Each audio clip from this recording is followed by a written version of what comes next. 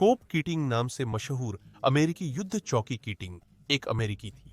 अफगानिस्तान के नूरिस्तान प्रांत में 2000 के दशक के अंत में एक सैन्य चौकी थी।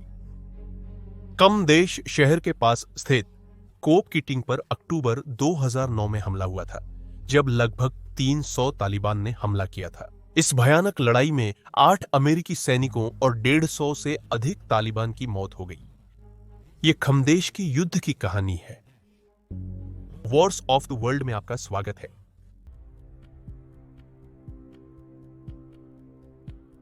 शुरू से ही कोप कीटिंग ने अपने अंदर अमेरिकी सैनिकों के लिए परेशानियां खड़ी की। यह ऊंचे पहाड़ों से घिरा था और इसके चारों ओर के कठिन रास्ते, जो कभी आपूर्ति ट्रकों द्वारा इस्तेमाल होते थे, अब घात के लगातार खतरों के चलते छोड़ दिए गए थे।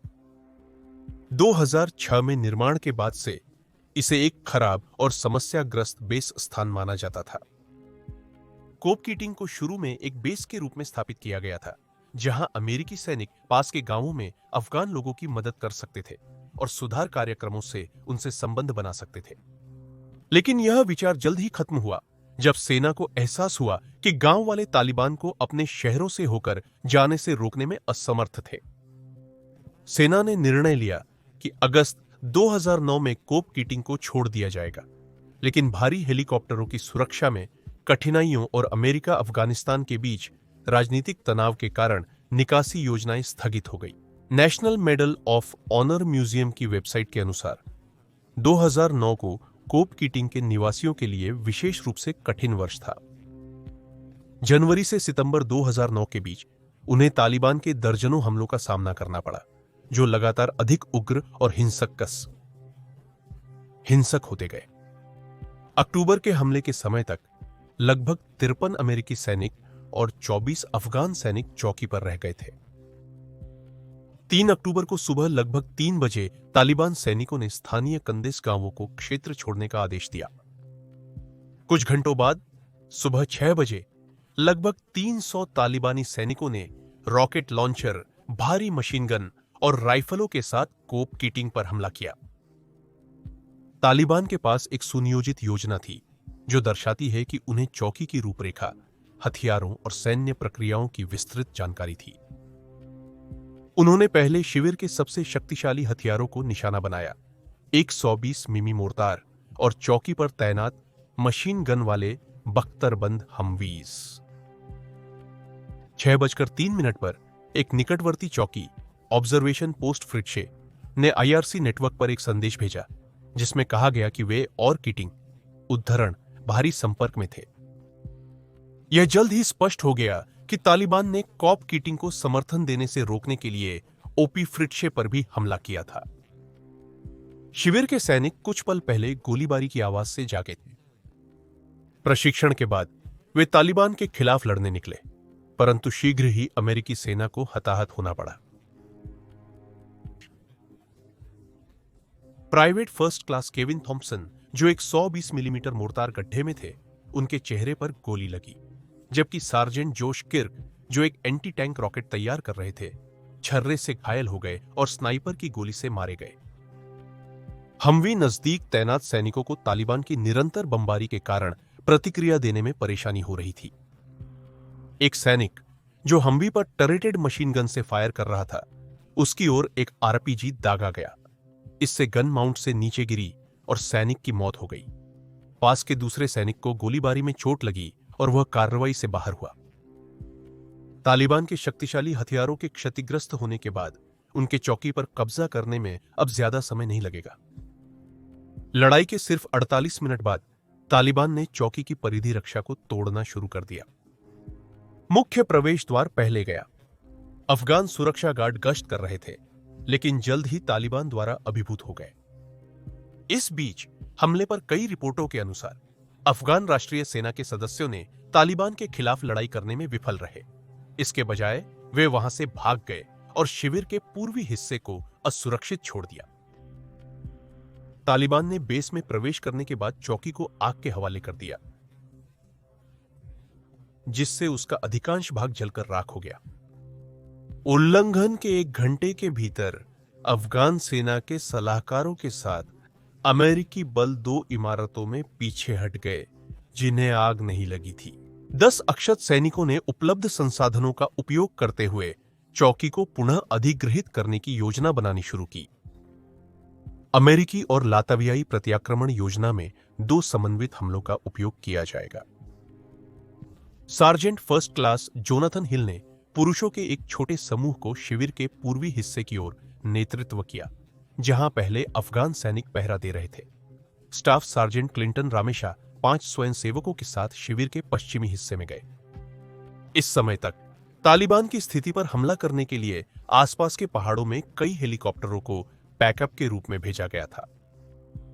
इसके अलावा ओपी फ्रिट्शे, जो सबसे निकटतम पड़ोसी चौकी थी, अपनी बेस पर कुछ नियंत्रण पुनः प्राप्त करने में सक्षम थी, और सबसे महत्वपूर्ण बात यह थी कि इसमें उनका मोर्टार गड्ढा शामिल था। शक्तिशाली हथियारों से लैस होकर उन्होंने हमलावरों पर गोलीबारी शुरू की। इस बीच फ्रिट्शे में नेतृत्व ने कोप कीटिंग की मदद के लिए अप्रत्यक्ष सहयोग का इंतजाम किया।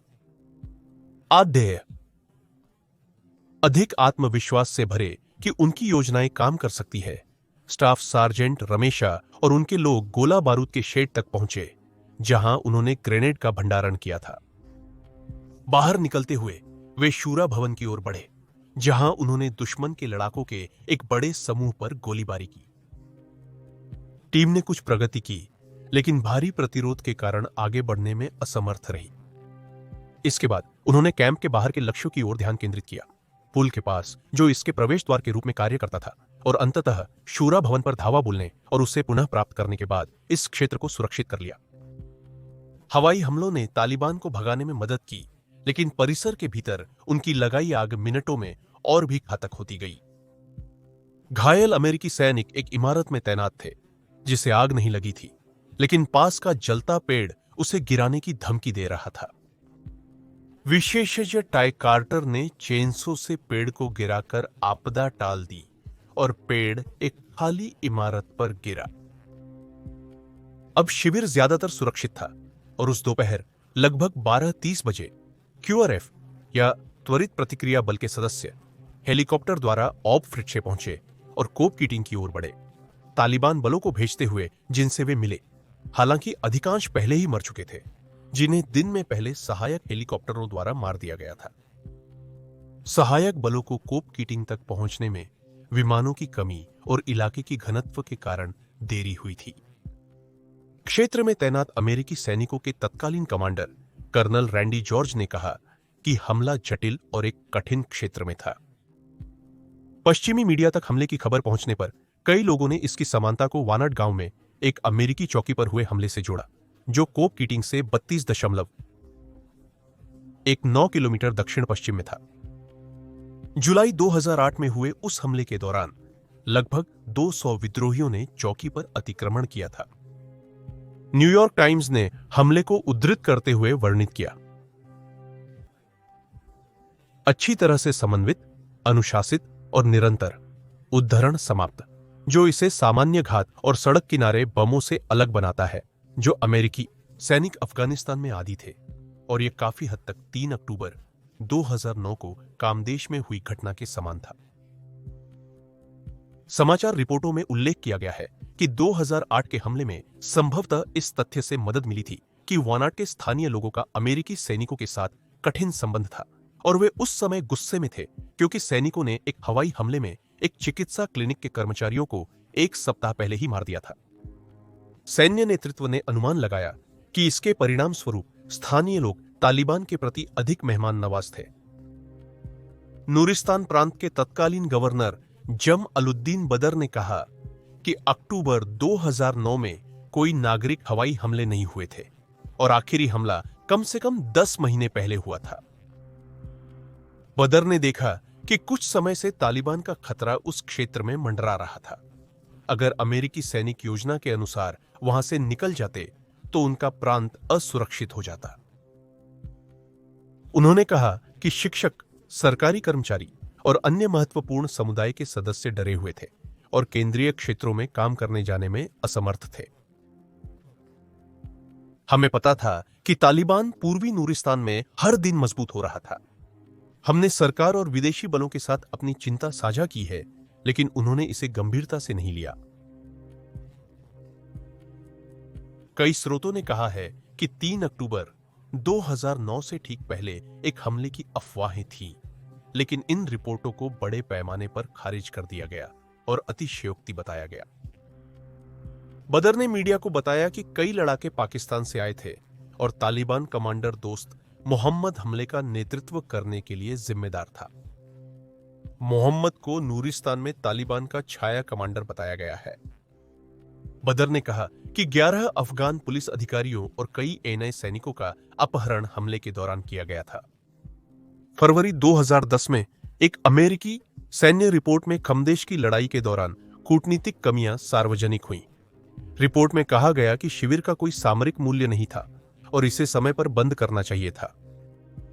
रिपोर्ट में कहा गया कि अक्टूबर 2009 के हमले से पूर्व 5 महीनों में 47 बार हमला होने के बावजूद इसके रक्षा उपाय ढीले थे। रिपोर्ट ने हवाई समर्थन के देरी से आने और क्यूआरएफ टीम के हमले के 13 घंटे बाद शाम 7 बजे तक साइट पर न पहुंचने पर आलोचना की। जब तक अधिकतर बेस नष्ट हो चुका था और कई सैनिक हताहत हो गए थे। कार्रवाई में मारे गए लोगों के रिश्तेदारों को कथित तौर पर बताया गया कि उद्धरण, कमांड की निगरानी में सुधार के लिए कमांड की श्रृंखला के कुछ सदस्यों के लिए अनुशंसित प्रशासनिक कार्रवाई की गई है। उद्धरण समाप्त। हालांकि गोपनीयता कारणों से अधिक विवरण नहीं दिया गया। जो कार्रवाई की जा रही थी वह स्पष्ट नहीं थी और यह भी अज्ञात था कि अधिकारी कौन थे। बाद में यह पता चला कि 4 अमेरिकी captain Melvin Porter, captain Stoney Portis, lieutenant colonel Robert Brown और कर्नल रैंडी जॉर्ज सहित कॉप कीटिंग की निगरानी करने वाले सेना अधिकारियों को कमान की विफलताओं के लिए फटकार लगाई गई या चेतावनी दी गई। रिपोर्ट के बारे में एक अलग बयान में अमेरिकी सेना ने बताया कि जांच में पाया गया कि कॉप कीटिंग का समर्थन करने वाले महत्वपूर्ण खुफिया, निगरानी और टोही संसाधनों को अन्य क्षेत्रों में चल रहे युद्ध अभियानों में सहायता के लिए मोड़ दिया गया था। यह खुफिया आकलन पिछले रिपोर्टों द्वारा दुश्मन के समूहों की रिपोर्टों के प्रति असंवेदनशील हो गए थे, जो गलत साबित हुए थे, और चौकी के निकटवर्ती बंद होने के कारण आवश्यक बल सुरक्षा सुधार नहीं किए गए थे। इन कारकों के कारण दुश्मन लड़ाकों के लिए एक आकर्षक लक्ष्य बन गया। कामदेश की लड़ाई में 8 अमेरिकी सैनिक मारे गए और 27 घायल हुए। इसके अलावा 8 अफगान सैनिक और 2 नागरिक गार्ड घायल हुए। रिपोर्टों के अनुसार लड़ाई के अंत तक लगभग 150 तालिबान मारे गए। कोप कीटिंग में सैनिक, साथ ही क्यूआरएफ के सदस्य 3 दिनों तक चौकी पर रहे और फिर निकासी की। अगले दिन 7 अक्टूबर को एक B-1 बम वर्षक ने एक शिविर को पूरी तरह से नष्ट कर दिया। 5 और 6 अक्टूबर को अमेरिकी बलों और एएनआई सैनिकों से मिलकर गठबंधन सैनिकों ने कोप कीटिंग और ओपी फ्रिट्शे पर हमले के लिए जिम्मेदार तालिबान बलों का पता लगाने और उन्हें भेजने का प्रयास किया। इस दौरान कई और अफगान सैनिक और तालिबान मारे गए। कमदेश की लड़ाई को जुलाई 2008 में वेनाट हमले के बाद से सबसे खराब एकल जमीनी हमला बताया गया।